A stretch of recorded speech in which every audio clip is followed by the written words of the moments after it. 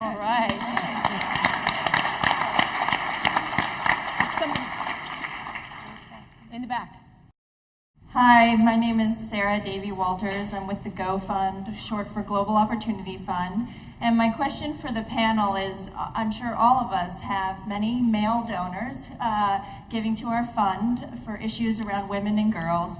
But when I hear the panel, I sort of think about those donors who have supported our work and how I would begin to talk to them about their investments in the same light. How would you sort of help bridge that through educating your male donors to invest their money with a gender lens? Mm-hmm.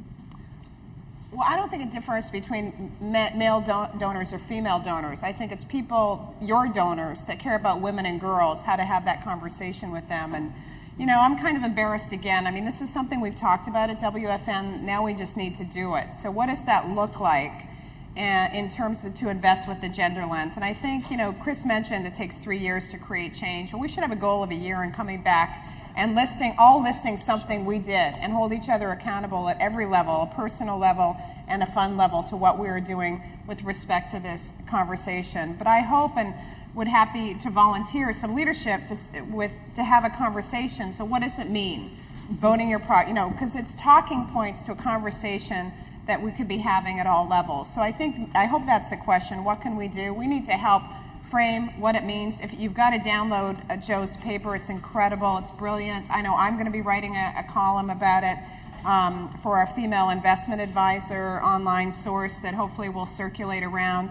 But, you know, we need to help you, all the people that have something to say about this, come together, contribute, and create a framing around what it means to invest for gender equality and specifically what you can do. Right. And then you can take that dialogue to your community. More education and materials that are required here.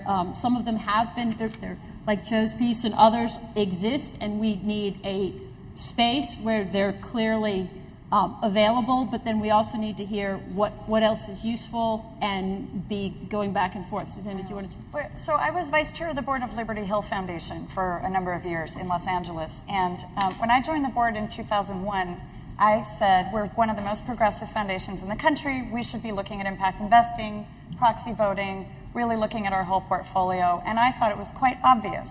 I brought this to our board of 20 people, and people looked at me and said, hey, we've got to maximize our investments so that we have more money to give away, and really that's our focus, that's our fiduciary responsibility.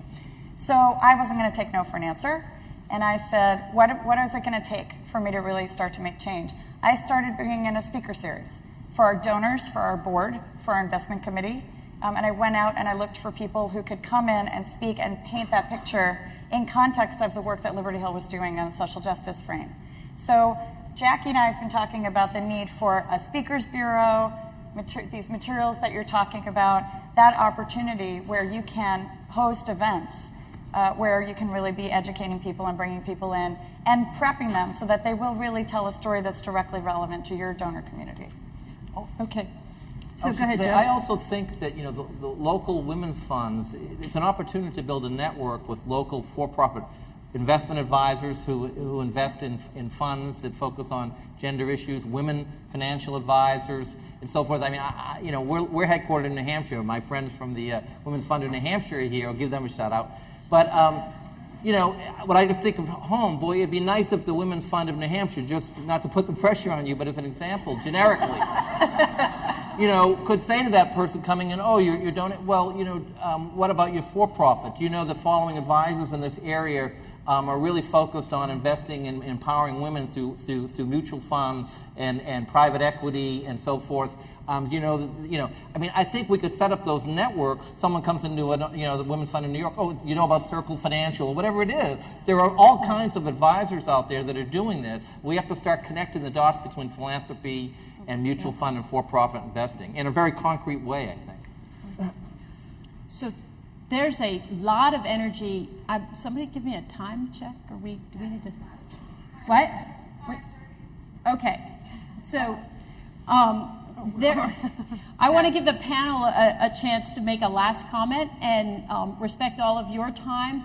There are a number of us who are willing to continue the conversation in the bar So if you want to join us, we're going to do that afterwards. Judy, do you have something? Just very quick. Here's one thing I think would be so useful. We're revising our investment guidelines right now. We developed any other women's funds require guidelines. We cannot solve this problem. There are not good investment guidelines out there that we've been able to find. So this would be very useful for the fund. Okay. Great. And there's a group called Confluence Philanthropy, which is focused on working with grant makers who are looking to do more impact investing, and they are working on things like sample foundation investment guidelines. And so that's another good connect, which will make that connection. Okay. Oh, yeah, Janet. I'm just going to add one quick thing, and then maybe you guys can comment on it. College and university endowments. Yes. Over 50% of the top colleges and universities in this country admit women. And if you ask how hard it is to get into a top college or university in this country, the answer should be impossible. So you have the best and brightest women ever attending these colleges, and if you think about the Ivies in particular, they went co-ed 30 years ago. So what's going to happen to their endowments if women are not participating in wealth creation, in getting top jobs? I mean, it's going to really negatively impact college endowments over the next several decades. And most of the chairman of the boards of the greatest schools in this country are interested in having this very conversation, because in the short and long term, the negative impact on their endowments is going to be significant if they don't start investing in women right now. Well, and so another group that you should know about is the Responsible Endowments Coalition, which is supporting student groups on college campuses, working their alumni networks to influence the trustees on those endowments to invest responsibly. And so that's another group that one could be working with on every campus you might be involved in. And we could work with them on a gender lens. Exactly. Because They're not doing it yet. Okay, so last comment from the panel. There's a lot of energy. A word, a sentence, a phrase? Oh, I've You start with Jackie? Oh, yeah. You go. No. Okay. Uh-oh. A paragraph?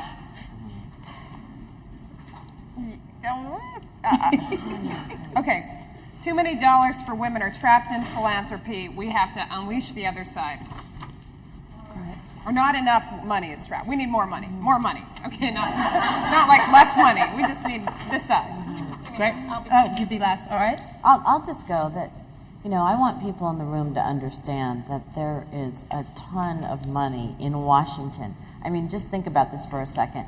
$12.6 trillion. $12.6 trillion is a number that's bandied about a lot that our federal government spent in averting the financial crisis through either buying securities, the Federal Reserve's balance sheet is $3+ trillion now, etc.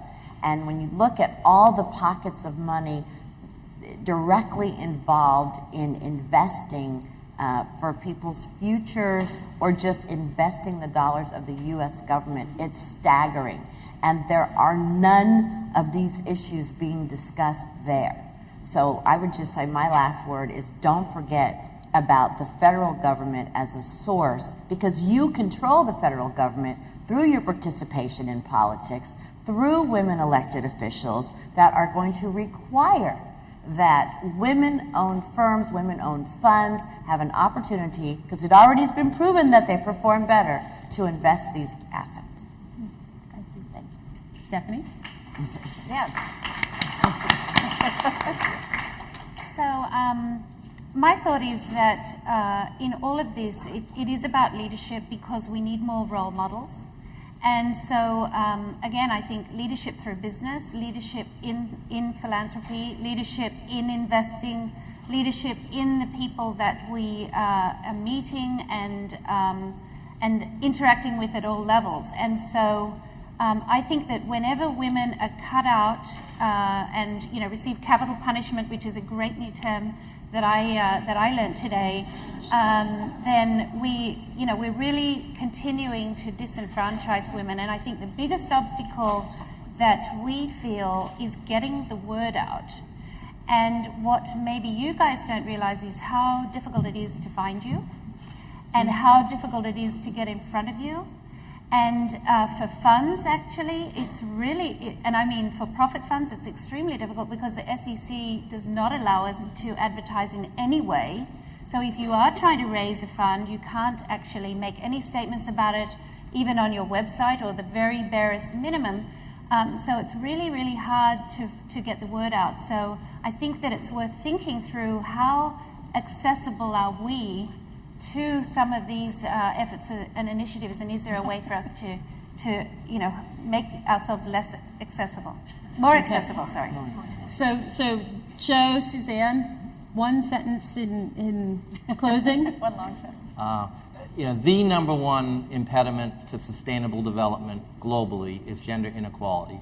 It's also amongst the biggest impediments to corporate growth, to corporate governance, to financial performance. To Janet's point, the best companies are going to be those that empower women, and again, we have to start investing in them and convincing others to invest in them.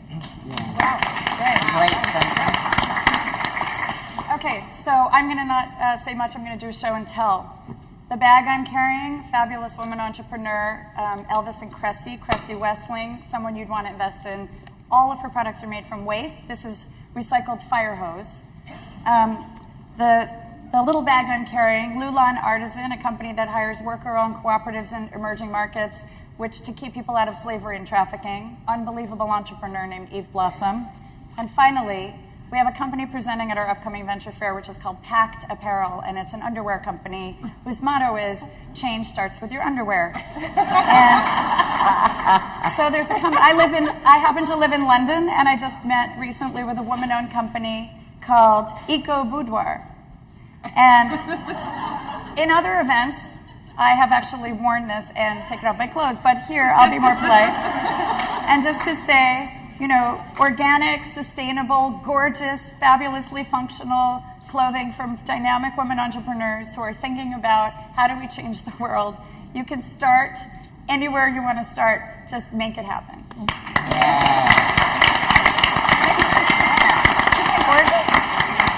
So thank you all. I will say a gender lens can shape the financial markets to positively impact women and girls, and the people in this room are the folks who have that gender lens. The financial markets definitely need you. And the capital. Thank you.